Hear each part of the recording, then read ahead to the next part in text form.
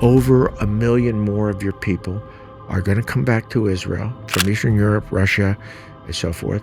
When the Joseph Project started, I was thinking, this is going to be incredible. If the Lord does this through us, all of a sudden I was in my office and I saw a vision of me standing right in the middle of a field. I was standing there and the wind was blowing and it felt good and my arms were out. Then the wind started to blow harder. As it got harder, I began to get lower until my nose was in the dirt because it was the only place that I could feel safe. And then the Lord said, that's the way that you can survive what I'm going to do through you in the MJAA. So I began casting the vision at conferences, regional conferences, national conference. For 3 years, nothing. Wow. For 3 years, silence. I couldn't get any traction at all. Did you feel like giving up? Hi, everyone, and welcome to On the Other Hand. I'm the host for today, Miranda Weinberg, and I'm joined with the Joel Chernoff, who is a musician, a founder, and... Founder of what, though? A founder of where to ministry. begin with your title. I mean, really, I think we'll just dive straight into the first question because you wear so many different hats, and we're going to talk about the Joseph Project. I want to talk about Lamb, the MJAA.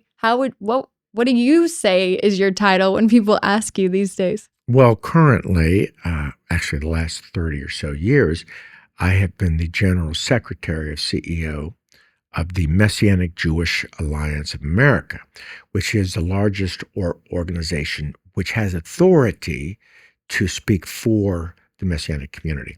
So that has been my title. I took over that position as CEO in 1992, and it was a very small, very, very small organization at that time. And then since then, I founded a ministry under the umbrella of the Alliance, which is the Joseph Project International, which has evolved into the largest importer of humanitarian aid in the state of Israel today. I also founded MJAA Ethiopia Relief, which is ministering to the Jews of Ethiopia. And that is a whole story in and of itself also. And then before that, of course, I was from 1973 to 1992, I founded a group called Lamb. This was a music group. This was a contemporary folk rock group founded in the early 70s, which basically created and popularized Messianic music, what we call today Messianic worship and praise. But at that time, it was top 40. So that was 20 years. 20 years there, and then the MJA, and a lot of stuff in between. Lot. Yeah, quite a lot. Okay, so we're going to focus a lot on Joseph Project today, but I, of course, want to talk about Lamb because I'm a huge fan. My father was a huge fan. Yeah, he was. So I would love for you, one of my favorite stories of Lamb that you share is when you realized you guys really had something when you were on stage and you got to play and you first realized, wow, people like the sound. Could you share that story? Well, I'm not sure which story, but are you talking about when I discovered music or the group Lamb? I think from what I remember was you guys were on stage, you started to play, and then you were with your group, and then people just really started to respond, and you guys were like, wow, I think we have something here. Well, yeah, 1972, I was in Chicago, and I was working in a Jewish ministry there. And Rick Coghill, who became my partner in that, he was in Cincinnati, which is where I grew up. So I had been writing what became known as Messianic music. Just in my spare time, I was just on fire for the Lord. The Spirit of God had fallen on me in a couple of years before that. And And of course, I was very musical. And so I was actually writing early contemporary Christian music. It didn't even exist, really. It didn't even exist. But I was something. I was a singer in an ensemble in Youth for Christ. Now, this was when I was in high school. And I discovered that I could sing and that people liked it, especially the ladies liked it, which of course encouraged me to get into it more. And so I began writing music in my senior year, and it was contemporary. It was more like top 40 than it was classical, conservative, Christian, religious music. And people liked it. And so we had a little Messianic group that we competed nationally as a quartet of guys in all these Christian, with all these Christian groups. We, this little Jewish group, we had our own songs, and we did pretty good. But the kids loved it. So then university came along at the University of Cincinnati, and I was still writing. And then all through university, I was writing and writing some of the songs that were in our first album. And then 1972 came along, and we finished university, and a bunch of guys in our Messianic congregation, at that time it was called a Hebrew Christian congregation, we did the thing that all of the kids did. We, all of us guys, there's 4 of us, put on backpacks and traipsed our way through Europe, then to Israel, then back through Europe and home. And so we strapped guitars on our back. Me and my partner, Rick, we were just friends in the synagogue. And, but he was a virtuoso guitarist and a producer, and he'd been on some big songs, and he did all of the studio work for James Brown. Wow. And who recorded in Cincinnati at King Studio. And so he was a studio cat, so he could play anything, anytime. And he was on the Lemon Pipers hit, listen while I play, play, play, play, my green tambourine. That was the #1 song for a long time. He pushed the Beatles out of that spot, and he was part of that group. Anyway, he and I were playing together in our synagogue, and then people liked it. He would just pick up the guitar, and I would sing my songs, and he would just play along. And so we packed the guitars, went to Israel. People loved it. We play on the beach. The kibbutzim put on whole concerts. We did concerts on kibbutzim. This was before Lamb even. And we said, wow, this is pretty cool. And then we came back, and then I went to Chicago. And while I was in Chicago, he was in Cincinnati, and somebody said, we will sponsor an album for you. So he had friends. Rick had friends that were very good musicians. And in fact, his friends that came and played on our first album became famous later as Pure Prairie League. Very popular group in the 70s. They had big hits, but at that time, they were not hits yet, and they were just friends. And so they came in and played on our first album. The first album only cost $2,000. We just did it in 3 days. Wow. Came in, I played my first songs, The Sacrifice Lamb, Baruch Hashem, and a few others. And we did 8-song album. And then in February of 73, we got a call. And they were doing a big Jesus festival downtown Chicago at the Airy Crown Theater. Wow. Nobody knew us. Of course, at that time, I looked the part. I had the big chops. In fact, in my phone, I've got a picture of us early on. Okay, I need to see We it. looked the part. We looked the part, and of course, he had the long hair and looked like a star. And so we got a call. Could you come and play for us? So anyway, there were 4,000 kids there, the Airy Crown Theater. And Moishe was there, Rosen. We didn't know who he was, but he was there with his gang of street guys.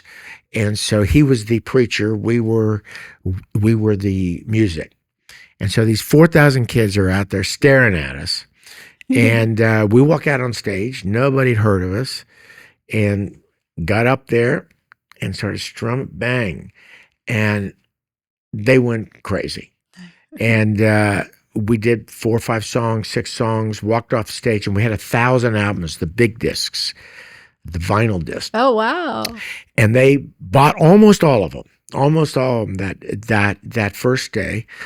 And from then on, for the next 6 weeks, we were the #1 selling group in Chicago.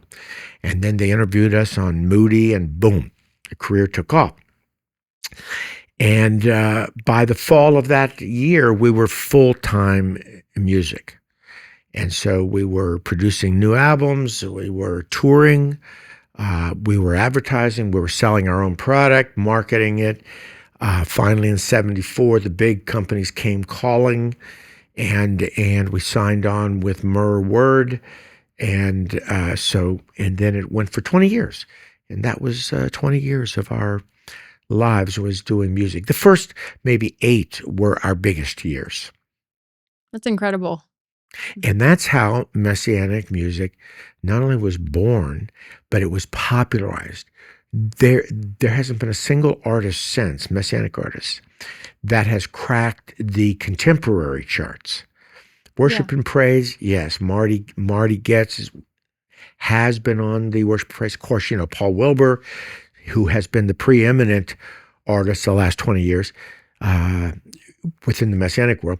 He had some big hits in the worship and praise, but not on the contemporary charts. Yeah. It's different when you're ministering directly to the youth. And so Lamb, it's just the way the Lord did it. He just, we were 21, 22 years of age, young, and we were right in the flow of what everybody was doing.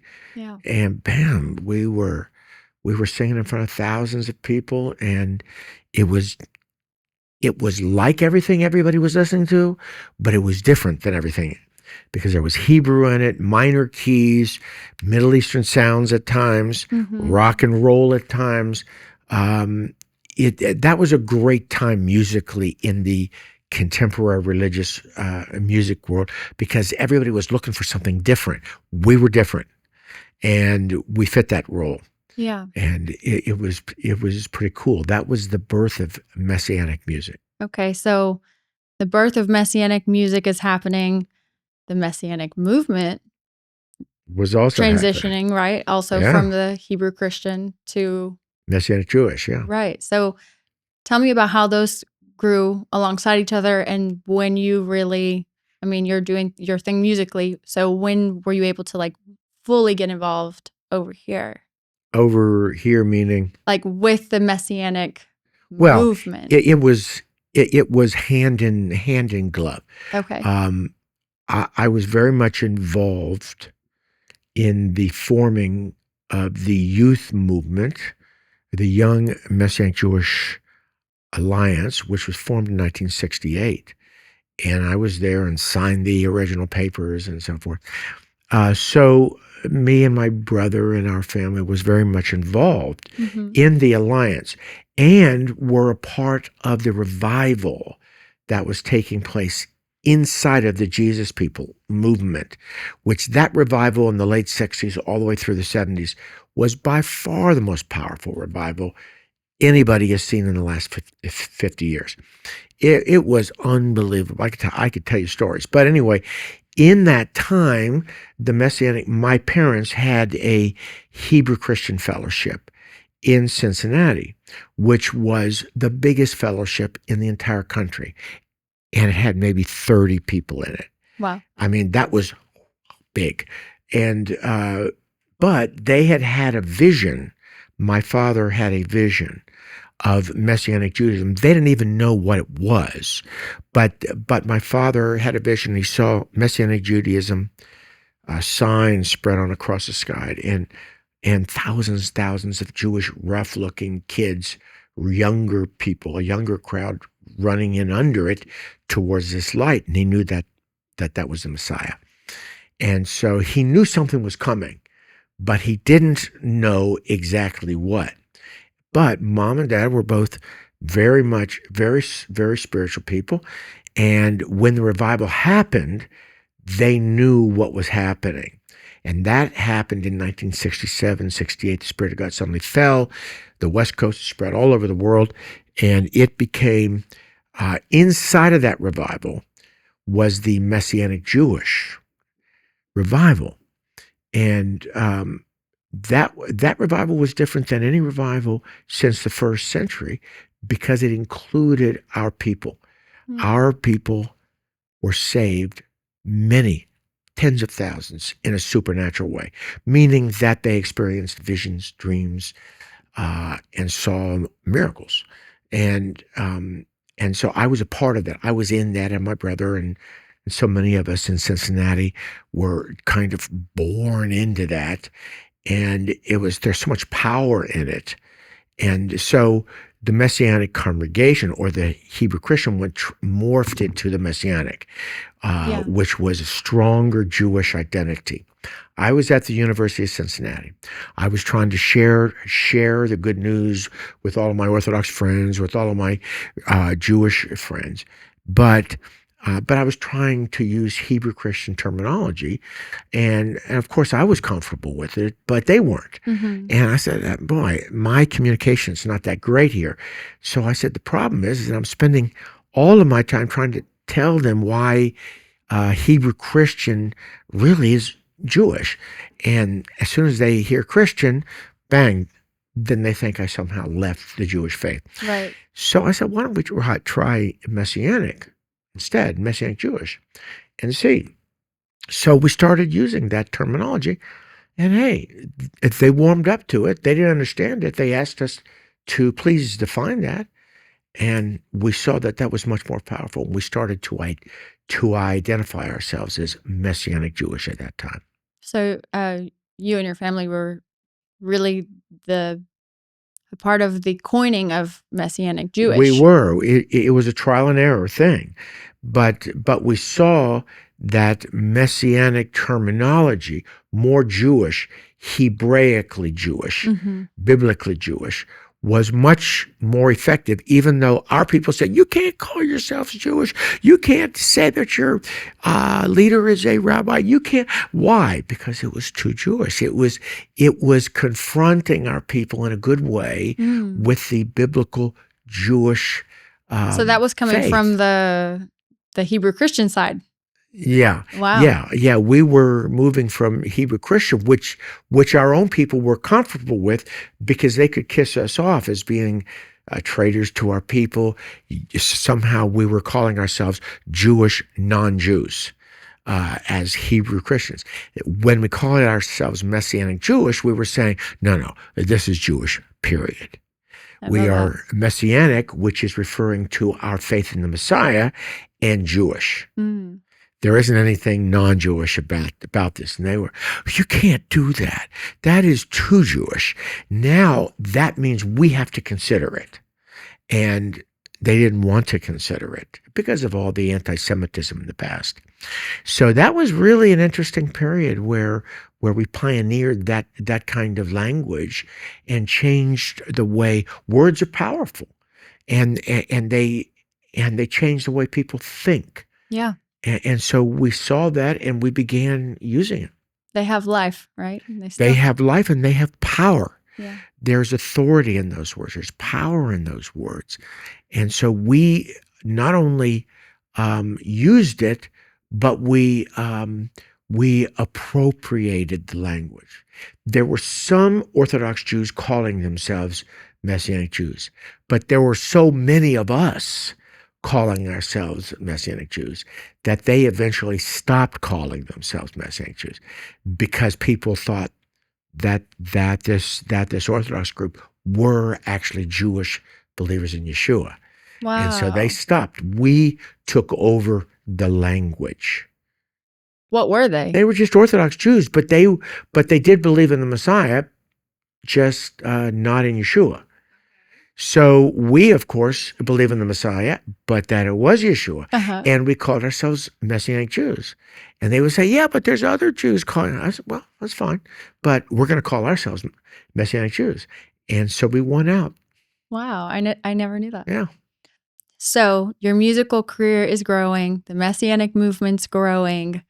You start really serving. You were the youngest president elected, right? Mm-hmm. Of the MJAA. Messianic Jewish Alliance of America at the age of 29 in 1979.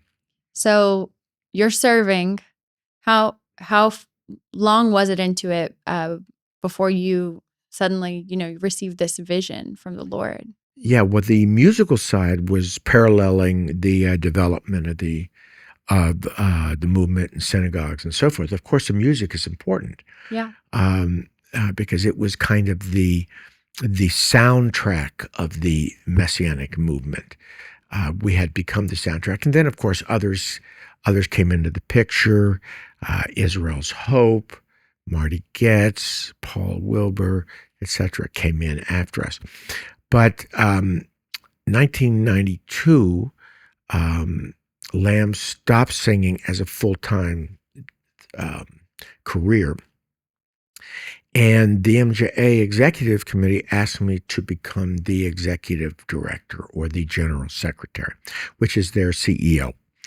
And of course, I was coming out of music. I mean, I didn't know how to build an organization, but I said, listen, let me go into the office and I spent some time in the offices running some numbers and said, listen, don't call me this until I feel the Lord is calling me.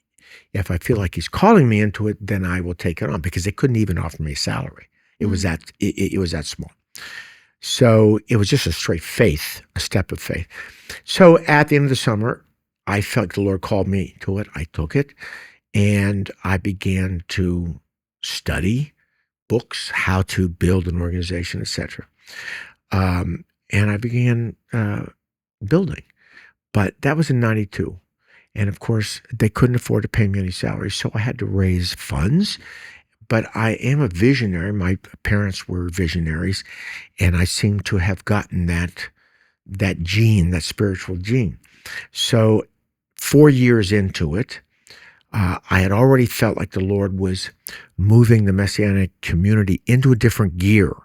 This was maybe 20 years in to the modern movement. And I felt like he was saying it's time to connect with the highest levels in the Christian world and show them that we're back here. Mm-hmm. We are back in the game, if you will. We have been gone for many, many years, for centuries, and now we're back. And just connect with them again. And then also reintegrate within our own people. Well, how do you do that? I didn't know how. I mean, it's one thing to call the Christians. It's another thing is to say to our own people, right, who consider us traitors, hey, we're back. They don't care and they don't want us. So I said, Lord, how do we do that? And then he said, well, just begin serving them. And so we began to plant trees in Israel. And so we went through a whole phase where I called the Jewish National Fund. I was a general secretary at that time, and I called the Jewish National Fund in New York, and I said, hey, we want to plant a forest of 10,000 trees. And he says, oh, okay, yeah, sounds very interesting. I said, but we are the Messianic Jewish Alliance of America. And he says, okay. And I said, well, you understand it's controversial. And he said, yes, I understand. He said to me, well, what are you? Are you afraid that maybe the Orthodox or somebody will be upset with you? I said, yeah. So I said, I'm just telling you in advance. He said, don't worry about them. He says, it's okay. You just go out and raise the money and plant the forest, because not too many forests are planted every year. 1 or 2 or 3. He says, that's a significant project. Mm-hmm. So we said, great. And so I went out, I began raising the money and sending it in. We were about halfway through. And then I get a call from the president of the JNF. He calls me and says, Joel, we're sorry, but we're going to have to cancel the project. I said, why? What? He said, well, he said, in the history of the Jewish National Fund, which is probably since the 20s. He says, we have never had such controversy. Reform, conservative, Orthodox have threatened us. Millions of dollars are going to be lost if we plant your $50,000 forest. So we got to cancel. I said, wow, I was very disappointed. But I said, okay, send us back the money and fine, thank you. So anyway, he apologized and we took it back.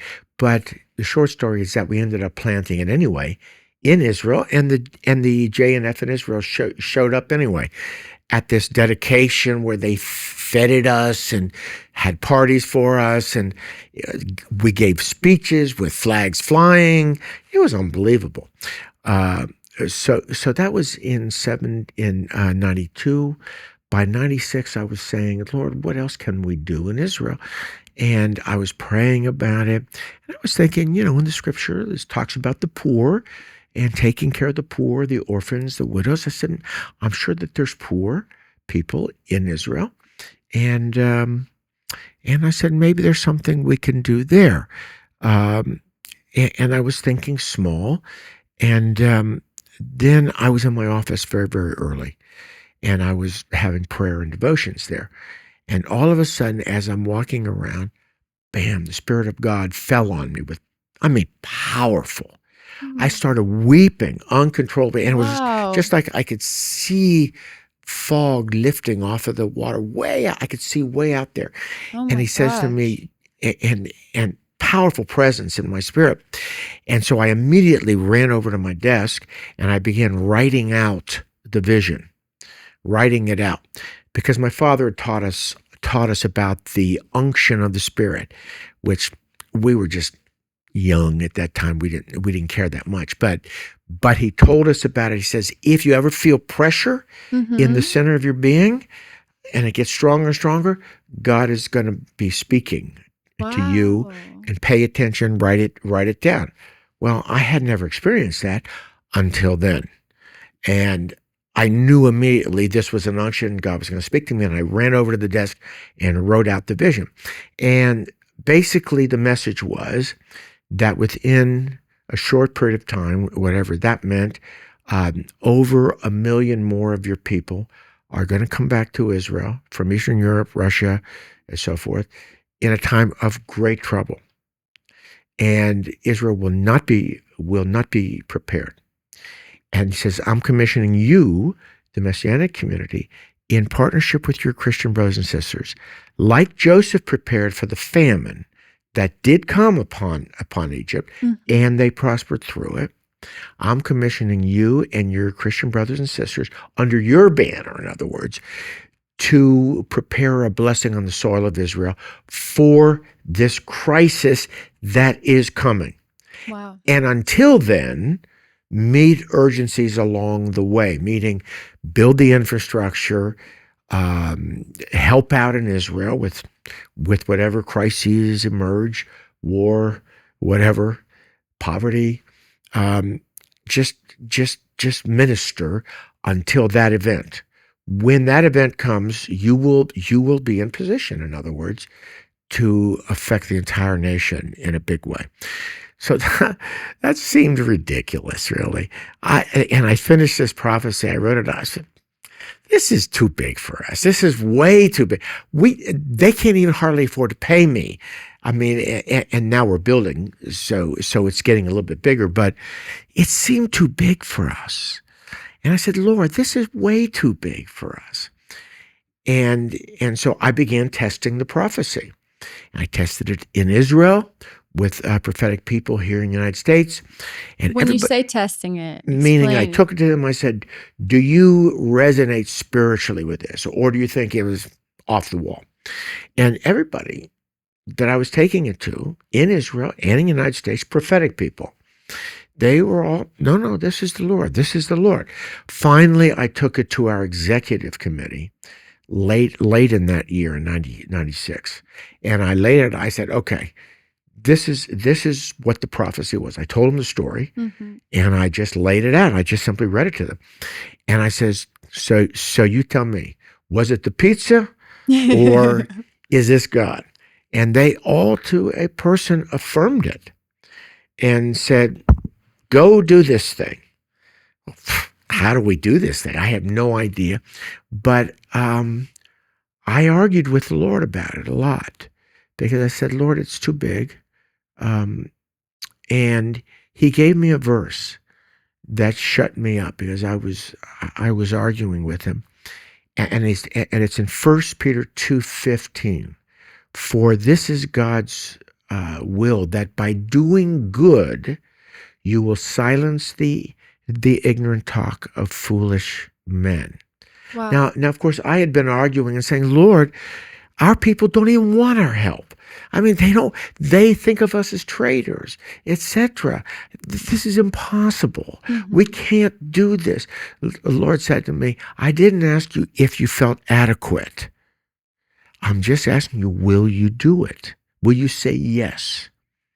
And our executive said yes. So I finally said yes.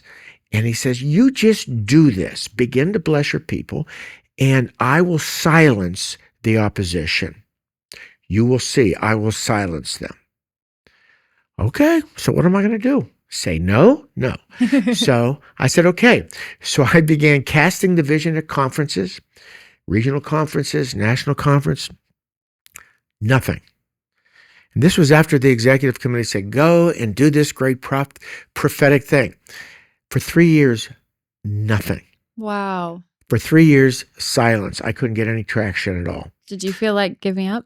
Well, I don't think that well, it was embarrassing because the executive committee, I presented it as a prophetic word, but they affirmed it. So, okay. But it was still a little embarrassing because nothing was happening for 3 years. And I'm casting the vision at conferences. Nothing. Then in 1999, something started to happen. The Lord brought me somebody, he's a professional, a Messianic Jew, and he helped me get some traction. A little bit of money started to come in, and we started to develop a little network in Israel of like-minded Messianic charities. Small local bodies and people who had a vision for humanitarian aid. And, okay. And then we had a conference there, a little conference, which was successful. And then in 2000, we moved the offices from the United States to Israel. And Paul Lieberman, who you know from the executive, was living in Israel at that time. He's a very good business guy, and he caught the vision. I shared with him the vision because I needed somebody in Israel that was professional, that competent, knew what they were doing, and could do it, and were tough. And that was Paul. And so Paul caught the vision and said, okay. And so then I appointed him through the executive as the executive director in Israel. And so we started, and by 2000, we started shipping goods. And believe me, there were many miracles along the way. Miracles of provision, bureaucratic miracles, you name it, we had to have it. And the short story being, we started shipping goods in 2000. By 25 years later now, we were 25 years later in 2025, we had shipped over 1,000 containers, over $175 million in aid, and the Joseph Project International is the largest importer of humanitarian aid in the state of Israel. We work with the government at the highest levels. Many of the Orthodox Jews in the country receive aid from us. Every strata of society, the IDF, when the Gaza war started, I was there. Augustine was there. Don't remind me. you would have been very, very intrigued had you been there also. But we were actually able to see the Joseph Project in emergency mode. The Joseph Project in our fleet of trucks, and we have a central facility there, a warehouse right between Jerusalem and Tel Aviv, a large warehouse. And so our staff and our trucks were moving within 24 hours to the front. And since the war started, we've put about $35 million worth of aid, helping out all of the terrorist victims and the displaced Israelis, the IDF. It was really a privilege to be there and watch our team deliver aid in such a difficult time. The Prime Minister of Israel sometimes has had his national emergency team meet in our facilities. Wow. Because our facilities are very nice. It's very American looking. The floors are very clean. Everything is beautiful. And that isn't normally the way it is in Israeli charities. And of course, we are considered an Israeli charity, but I mean, a Sabra. Ours is really nicely put together. It's computerized. Everything coming into the warehouse, going out is tracked. And so the government likes that. They like us a lot. And so we have a very, very high standing in Israel. So there's something that, in talking with Paul Lieberman, he had shared once that he had this idea when he was on the street in Israel before you reached the 107 million, that the Joseph Project could have even a greater impact for the Messianic Jewish community in the idea of changing the perception of the common man. Yeah. You know what I'm talking Yes. about? Yeah. Well, that was obvious to me when the prophetic word came. The implications were immense, because if this was going to be achieved, if that's what God intended, was to prepare a blessing for over 1 million people. And Paul and I were putting the numbers together early on. It was like $1 billion in aid. It seemed so ridiculously big.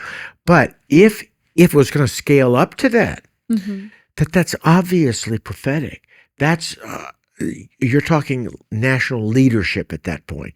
You're talking about national strategic asset, where you're talking every strata of society. And believe me, even at that time, in 2000, poverty was an issue, but it's become much more of a domestic problem since then, much, much higher. And of course, the Gaza war has just exacerbated it. Yeah. It's unbelievable. We are in the right place at the right time, really.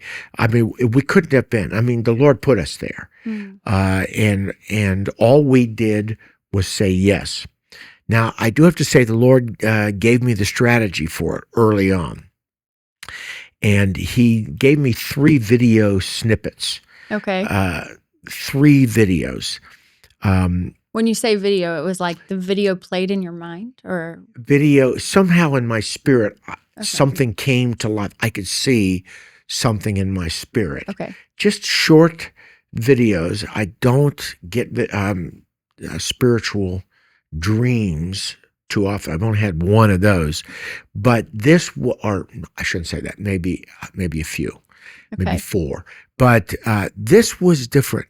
This was when the Joseph Project started. I was thinking, this is going to be incredible if the Lord does this through us. And all of a sudden, I was in my office and I saw a vision, just in my spirit, of me standing right in the middle of a field. There were no trees, there were no shelter, and I was standing there, and the wind was blowing on me, and it felt good, and my arms were out, and then the wind started to blow harder, and there was no place to go, and it began blowing harder and harder, and then it got up to hurricane force. As it got harder, the wind was blowing harder, I began to get lower and lower, until my nose was in the dirt, because it was the only place that I could feel safe. Just get my profile very, very low. And then the Lord said, that's the way that you can survive what I'm going to do through you in the MJAA. He says, if you're not humble and give me the whole credit, I want all the credit for this. I'm not going to share my glory with anybody else. Wow. And if you want to survive, you keep your nose in the dust and give me the credit. If you try to stand up, you're going to be blown away, because you won't be able to handle, you'll get puffed up with pride, and I'll just put you aside and use somebody else. That's it. Wow. So that was a very strong word, and it was a warning to me, but also anybody else that was going to be working with us closely. That was the first video. Okay. The second video was later with me, and I was questioning God, how are we going to get this done? It's impossible looking. And suddenly I saw in my spirit that I was high in the air, and literally the Lord was right beside me, but I didn't look at him. I could just hear him talking to me. And he says, you see this vast maze in front of you? I could see all the way the bigness of it. And I could see a door entering it. And way, way out, I could see a flag. And I knew that was the goal. That was the accomplishment of the Joseph Project. And he says, Joel, you have no chance of getting in that door and through this maze. It's too complicated. And it's true. It was too complicated. He says, you'll never get there without me. So he says, this is the way we're going to do it. He says, you're going to go in the door. When I say to turn right, you turn right. Go down to the next corner and wait. And then I'll tell you which direction to go. And then if I say to turn left, you turn left and go down to the next corner. And then go right and you go down there. And he said, you just keep following it in short steps. Don't try to figure it out. I'll figure it out. I'll take you down to each corner and we'll work through this maze. Wow. And then when you get through it, people are going to be amazed and think that you're a genius, but you're not. And you're going to tell them that this was me and that you're not a genius. And why? Because they're going to marvel. How did this happen? How could this happen? Yeah. And you're going to give me all of the credit. But he said, this is the strategy. Isn't that cool? He gave me the strategy to get it done because I didn't see how it could be done. There's no way. There's no way I could see it. Yeah. But he said, you don't have to see it. You only have to know the next step, the next corner. So that's all. And that was a key strategic piece, knowing that's the way it's going to go. And that has been the way. Now, I'm guessing, but I'd say that we're 3/4 of the way through the maze now. Wow. Three-quarters of the way. So do you want to share the third video? The third video was in 2007. The Lord had given me a general mandate when I took the position. Build me an army of Christian Zionists that will stand with the Messianic community. Support. And 2 is build me an ark of deliverance for your people, like a Noah's Ark. Okay. And that became the Joseph Project International and MJAA Ethiopia Relief. In other words, helping them, delivering them from trouble. So, okay, that was the general picture. In 2007, we thought major money was coming in, big, to actually accomplish the Joseph Project, build a huge facility in Israel. It was serious enough that we actually hired a company in Israel who did all the architectural drawings, the logistical planning. It's a big project. And we were very excited because we thought it was going to happen. And then it didn't. And it never materialized. But I kept all of the drawings and the plan and the architectural because it was beautiful. It was beautiful. And it was very visionary. So we kept it. Now, fast forward, I'm on a plane and I'm flying home, and we'd done some events in Sderot, right on the border of Gaza. This was before the Gaza war. And we had to run for the bunkers. And it was really thrilling to kind of be on the front lines. And so I'm flying back from Israel, looking out the window, and suddenly I saw a video, a little prophetic video. And I saw that architectural drawing come to life. And I saw IDF checkpoints around the building. And our people with security badges and clearances having to go through with their cars because they're going to work. I said, Laura, what is this? Why is the IDF there? And what does this mean? And our people have security. with the idea. Oh my gosh. And I realized when this happens, we will no longer be the outsiders. We will be them. In other words, we will be in leadership. For them to put the IDF around means they consider it a national strategic asset, worth defending, worth protecting. Yeah. And they're not going to settle for a few Russians around the building. No, they are protecting this national strategic asset, which then implies that our leadership is high level inside of Israel, very, very high level. And I went, oh my gosh, so this is going to really happen. That was 2007. So anyway, fast forwarding, we could be, I can't say it's guaranteed, but looks like the Lord is getting ready to make this thing happen at the highest level.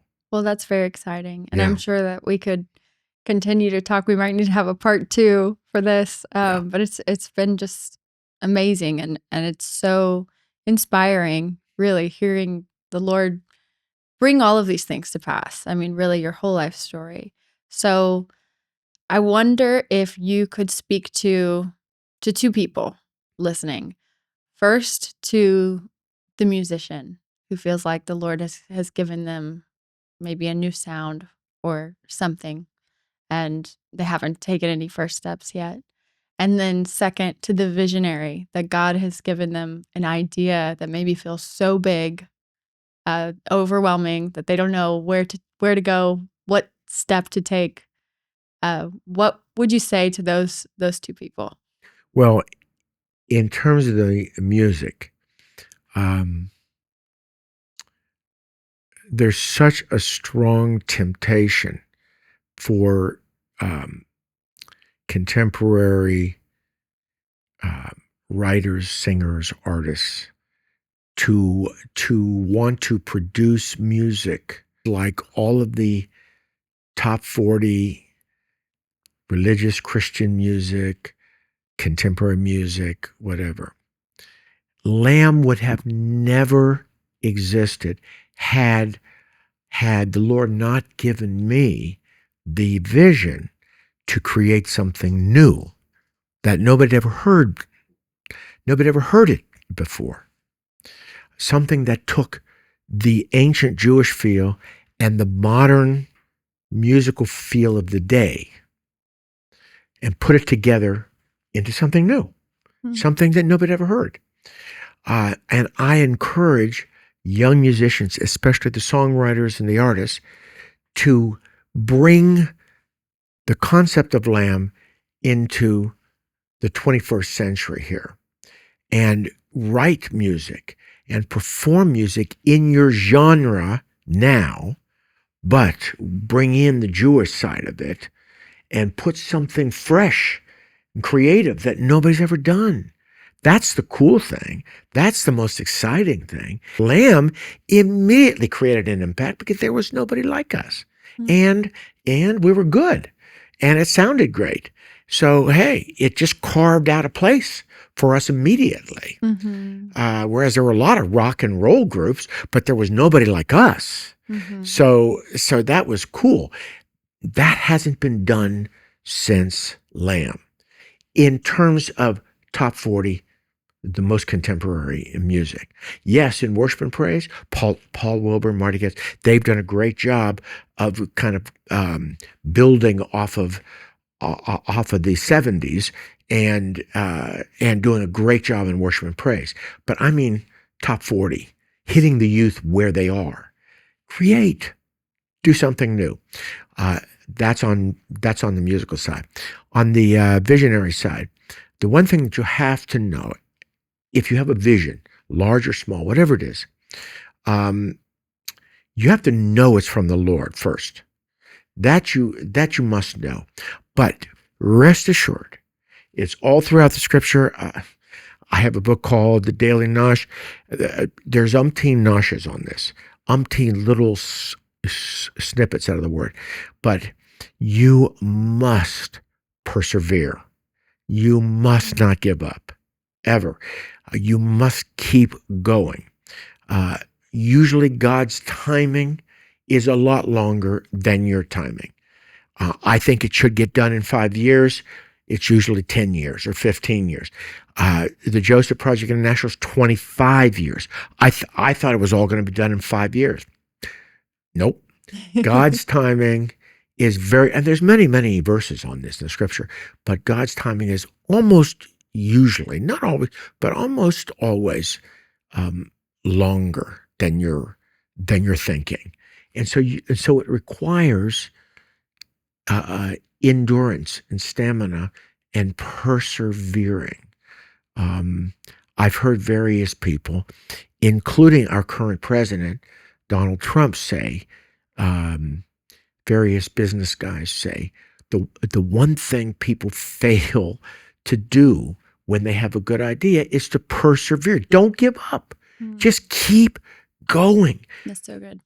What separates success from failure is usually just perseverance. You don't give up. If it's a good idea, keep pushing. That is certainly true in the kingdom of God. Persevere. That's so good. Well, thank you so much, Joel, for your time. It's been an honor to sit here with you and listen to your stories. I'm leaving this very inspired. So we really appreciate your time. Thank you, and God bless you. God bless you too.